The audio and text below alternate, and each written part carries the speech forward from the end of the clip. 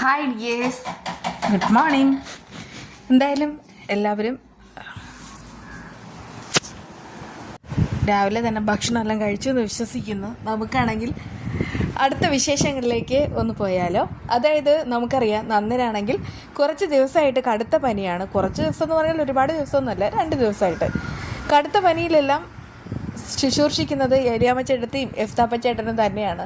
പക്ഷേ അവനാണെങ്കിൽ മരുന്ന് കുടിക്കാനോ കഞ്ഞി കുടിക്കാനോ ഒന്നും കൂട്ടാക്കുന്നില്ല.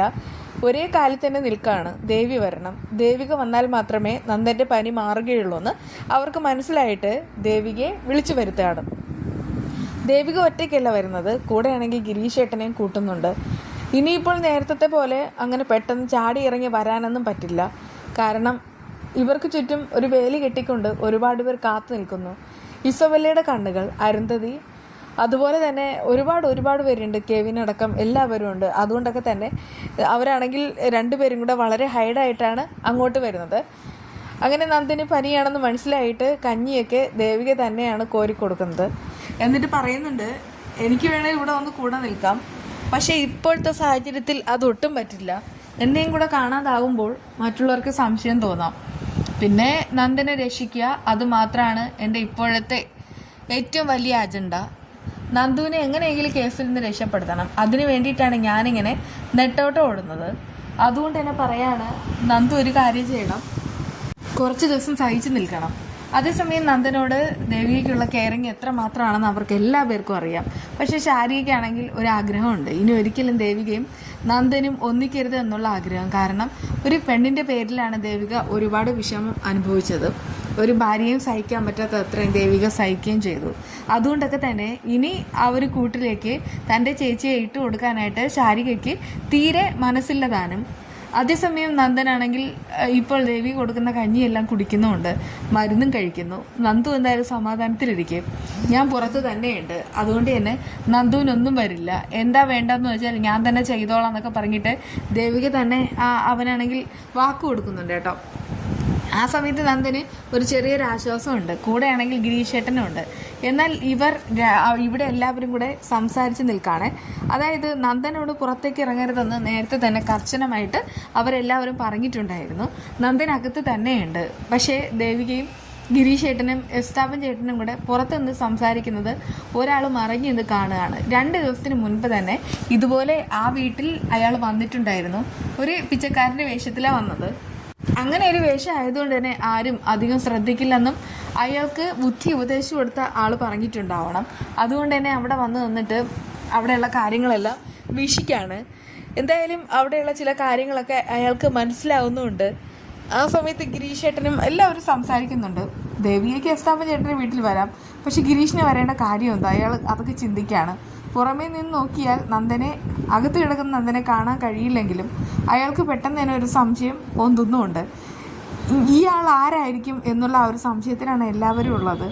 2-3 ഓപ്ഷൻസ് ഉണ്ട്. അതായത് എൻ്റെ മനസ്സിൽ തോന്നുന്നത് ഞാൻ പറയാം. ഒന്നുകിൽ ഇസബല്ലയുടെ പാപ്പനുണ്ടല്ലോ, അയാൾ DYSP അയാൾ വിട്ടതായിട്ടുള്ള ചാരനാകാം, ഒരു പോലീസുകാരനായിരിക്കാം. എന്നിട്ട് പിച്ചക്കാരൻ്റെ വേഷം കിട്ടി വന്നതാവാം. അല്ലെങ്കിൽ പിന്നെ മറ്റൊരു ഓപ്ഷൻ, ഇയാൾ ഋഷിയുടെ ആൾ തന്നെയായിരിക്കാം. എന്തായാലും അത് ഒരു പോലീസുകാരനാണെന്ന് തന്നെയാണ് തോന്നുന്നത്. ഈ ഒരു കേസുമായി ബന്ധപ്പെട്ട് അന്വേഷണം നടക്കുന്നില്ലേ, അതുകൊണ്ടൊക്കെ തന്നെയായിരിക്കും അയാൾ അവിടെ വന്നിട്ട് കാര്യങ്ങളൊക്കെ അറിയാനായിട്ട് ശ്രമിച്ചുകൊണ്ടിരിക്കുന്നത്. അതേസമയം നമ്മുടെ ഋഷി ഉണ്ടല്ലോ, ഋഷിയാണെങ്കിൽ അരുന്ധതി ഷിഫ്റ്റ് ചെയ്യാനായിട്ട് തീരുമാനിക്കുകയാണ്. നേരെ കൊണ്ടുപോകുന്നത് ദുബായിലേക്കാണ്. അവരെല്ലാവരും കൂടെ ചർച്ച ചെയ്ത ഒരു തീരുമാനത്തിൽ എത്തിച്ചേരുന്നു. ഇനിയുള്ള ജീവിതം ദുബായിൽ. അത് ഋഷി മാത്രമല്ല, അരുന്ധതിയും ഇനി അങ്ങോട്ട് ഷിഫ്റ്റ് ചെയ്യാനായിട്ട് തീരുമാനിക്കുകയാണ്. ഇനി എന്തായാലും ഇവിടെ അങ്ങ് നിൽക്കേണ്ട, നമുക്കെല്ലാവർക്കും കൂടെ അവിടെ താമസിക്കാം. പക്ഷേ ഞാനും കൂടെ ഈ സമയത്ത് ഞാൻ ഇവിടെ നിന്ന് എല്ലാം മതിയാക്കി വരുന്നത് കാണുമ്പോൾ എല്ലാവർക്കും സംശയം ഉണ്ടാവും. അതുകൊണ്ട് തന്നെ കുറച്ച് ദിവസം കഴിഞ്ഞിട്ട് ഞാൻ എത്താം. എനിക്കിവിടെ കുറച്ച് കാര്യങ്ങൾ ചെയ്ത് തീർക്കാനുണ്ട്. എന്തായാലും ഞാൻ വരാം മോനെ. ചന്ദ്രത്തുകാരാണെങ്കിൽ നെട്ടോട്ടം ഓടുകയാണ്. നീ മരിച്ചു എന്ന് തന്നെ അവരെല്ലാവരും കരുതുന്നുമുണ്ട്. നന്ദുവിനാണെങ്കിൽ ഇനി ഒരിക്കലും രക്ഷയില്ല. അതുകൊണ്ടൊക്കെ തന്നെ അവിടുത്തെ സമാധാനവും സന്തോഷവും എല്ലാം പോയി. അവരെങ്ങനെ നടക്കട്ടെ. നിന്നെ കൊന്നു എന്നുള്ള ഒരു കാര്യത്തിൽ പോലീസുകാർക്കും ക്ലാരിറ്റി വരും. അങ്ങനെയാണെങ്കിൽ നന്ദന് ഇനി ജീവിതകാലം മുഴുവനും തടവായിരിക്കും. എന്നാൽ നിനക്കാണെങ്കിൽ എന്നോടൊപ്പം ഒരുമിച്ച് സമാധാനത്തിലും സന്തോഷത്തിലും ദുബായിൽ താമസിക്കാം. ഇതിനിടയ്ക്ക് CP പറയുന്നൊരു കാര്യമുണ്ട്, അല്ലെങ്കിൽ തന്നെ ജയിലിൽ കിടക്കുന്ന കാര്യം ഒന്ന് മനസ്സിലോർത്ത് നോക്കൂ. ഒരുപാട് അതിക്രമങ്ങളും പാവങ്ങളും ചെയ്ത ഒരു ഭയങ്കരമായിട്ടുള്ളൊരു സീനായിരിക്കും. അതായത് ഒരുപാട് കൊലപാതകികളുടെയും കൊള്ളക്കാരുടെയും കൂടെ തന്നെയായിരിക്കും ഋഷി മോനും കിടക്കേണ്ടി വരിക. ആ ഒരു ജീവിതം ഒന്ന് കണക്കാക്കി നോക്ക്. ഇതുവരെ മോൻ ജീവിച്ച ജീവിതവും ഇനി ഇതിന് ശേഷമുള്ള ജീവിതവും കൂടെ കൂട്ടി വായിച്ചാൽ തന്നെ മോന് മനസ്സിലാവും എന്താ വരാൻ പോകുന്നതെന്ന്. അതുകൊണ്ടൊക്കെ ഇവിടെ നിൽക്കുന്ന ഒട്ടും സേഫ് അല്ല. അങ്ങനെ എല്ലാവരും കൂടെ ഉപദേശിച്ച് ഒരു വഴിക്കാക്കിയാണ് ഋഷി ദുബായിലേക്ക് രാത്രി കെട്ടാനായിട്ട് പോകുന്നത്. ഇവിടെ ഗംഭീരം ഒരു ട്വിസ്റ്റ് നടക്കാൻ പോവുകയാണ്. അതായത് ഋഷിയാണെങ്കിൽ ബാഗും കൊണ്ട് അവിടെ നിറങ്ങും. രാത്രിയാണ് എസ്താപ്പൻ ചേട്ടൻ്റെ വീട്ടിൽ ദേവികയും പിന്നെ ഗിരീഷും കൂടെ നന്ദനെ നോക്കാനായിട്ട് വന്നിട്ടുള്ളത്. ഈ ദേവികയും ഗിരീഷും കൂടെ ഇവിടെ ഇറങ്ങുന്ന ആ ഒരു സമയത്ത് തന്നെയായിരിക്കും ആ ഋഷിയാണെങ്കിൽ എയർപോർട്ടിലേക്ക് പോകുന്നത്.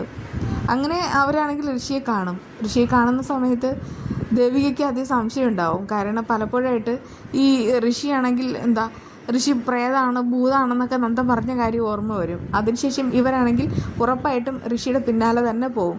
അവിടെ പോയിട്ട് ഋഷിയെ കൈയോടുകൂടെ തൂക്കും. അത് തന്നെയാണ് നടക്കാനായിട്ട് പോകുന്നത്. അല്ലെങ്കിൽ ഋഷിയാണെങ്കിൽ എയർപോർട്ടിൽ പോയിട്ട് അയാൾ നേരെ ദുബായിലേക്ക് പോയാലേ പിന്നീടാണെങ്കിൽ ഋഷിയെ കണ്ടെത്താൻ കഴിയുമോ? പിന്നെ ഇങ്ങനെ നീണ്ടുകൊണ്ടേ ഇരിക്കും. അതുകൊണ്ട് അതല്ല, ഇത് ഞാൻ പറഞ്ഞിട്ടുണ്ടായിരുന്നു, 2 ദിവസം മുൻപ് തന്നെ പറഞ്ഞിട്ടുണ്ടായിരുന്നു ഇങ്ങനെ ഒരു ഗംഭീരം ട്വിസ്റ്റ് ഉണ്ടാവുമെന്ന്. അതെ, അവൻ പോകുന്ന വഴിക്ക് തന്നെ അവൻ ഉറപ്പായിട്ടും പൊക്കും. അത് തന്നെയാണ് വേണ്ടതും. അരുന്ധതിയാണെങ്കിൽ ഭയങ്കര കരച്ചിലോടുകൂടെ നിൽക്കുകയാണ്. മകനെ പിരിയുന്നതിൽ അവർക്ക് വിഷമമുണ്ട്. കുറച്ച് ദിവസം കഴിഞ്ഞ് ചെല്ലാമെന്ന് പറഞ്ഞാലും അവനിങ്ങനെ ഒറ്റയ്ക്ക് പോകുമ്പോൾ അവർക്കത് ഒട്ടും സഹിക്കാൻ പറ്റാത്ത കാര്യമാണ്. എന്തായാലും അവനും ഒരല്പം പേടിയൊക്കെ തോന്നി തുടങ്ങിയിട്ടുണ്ട്. അതായത് രണ്ടാമതും ദേവിക CPയോട് ചില കാര്യങ്ങൾ പറഞ്ഞയച്ചല്ലോ, അതെല്ലാം കൂടെ കൂട്ടി വായിക്കുമ്പോൾ തന്നെ താൻ വീണ്ടും കെണിയിലേക്കാണെന്ന് അവന് മനസ്സിലാവാണ്. എന്തായാലും എല്ലാറ്റിനും അന്തി കുറിക്കാൻ തന്നെയാണ് അവൻ നേരെ എയർപോർട്ടിലേക്ക് പോകുന്നത്. അവിടെ വെച്ച് പിടി വീഴും, അത് ഉറപ്പായിട്ടുള്ള കാര്യമാണ് കേട്ടോ. ഇതൊക്കെ തന്നെയാണ് വിശേഷങ്ങൾ. പിന്നെ നമുക്ക് അല്ലാതെ ചെറിയ വീഡിയോയും കൂടെ ചെയ്യേണ്ടി വരുമല്ലോ, അതുകൊണ്ട് ഞാൻ പറയുകയാണ്. ഇപ്പോൾ ഇതിൽ കാണിച്ചിരിക്കുന്നത് ഒരു സിമ്പിളായിട്ടുള്ള കറിയാണ്. ടൊമാറ്റോ, ഇഞ്ചി, വെളുത്തുള്ളി, പച്ചമുളക്, പിന്നെ സവാള, ഇത്രയാണെങ്കിൽ നന്നായിട്ട് കട്ട് ചെയ്തിട്ട് എണ്ണയിലിട്ട് ഒരല്പം മൂപ്പിച്ചതിന് ശേഷം തേങ്ങയും ജീരകവും നന്നായിട്ട് അരച്ചിട്ട് അതങ്ങോട്ട് ചേർത്ത് കൊടുക്കുക, ആ ഒരു അരപ്പ്. എന്നിട്ടെന്താ മിക്സ് ചെയ്ത് കുറച്ച് സമയം ഒരു 2-3 മിനിറ്റ് അടച്ചു വെച്ച് ചെറുതീയിൽ വേവിക്കുക. അതിനുശേഷം കടുക് താളിക്കുക. ഒരു സിമ്പിൾ കറിയാണ് കേട്ടോ. ഞാനിത് രാവിലെ തന്നെ സ്കൂളിൽ പിള്ളേരെ ആണെങ്കിൽ വിടാൻ വേണ്ടിയിട്ട് ഉണ്ടാക്കിയതാണ്. ചില സമയങ്ങളിലൊക്കെ നമുക്ക് സമയം തികയാറില്ലല്ലോ. അപ്പോൾ ഞാനാണെങ്കിൽ ഈ ടൊമാറ്റോയുടെ കാര്യം ഓർക്കും. അങ്ങനെ പെട്ടെന്ന് ഒരു ടൊമാറ്റോ എടുത്തിട്ട് ഈ ഒരു നൈസ് കറി ഉണ്ടാക്കാം. തേങ്ങ കൂടെ അരച്ച് ചേർക്കുന്നതുകൊണ്ട് നമുക്കാണെങ്കിൽ തിക്കായിട്ടുള്ള ഒരു കറി കിട്ടുകയും ചെയ്യും. നിങ്ങളിതൊന്ന് ട്രൈ ചെയ്യുക കേട്ടോ. പിന്നെ തൈര് വേണമെങ്കിൽ ഒഴിക്കാം. ഞാൻ പക്ഷേ ഇതുവരെ ഒഴിച്ച് നോക്കിയിട്ടില്ല. തൈര് ഒഴിച്ചാൽ കുറച്ചുകൂടെ സെറ്റപ്പ് ആവുമെന്നാണ് തോന്നണേ. എന്തായാലും വീണ്ടും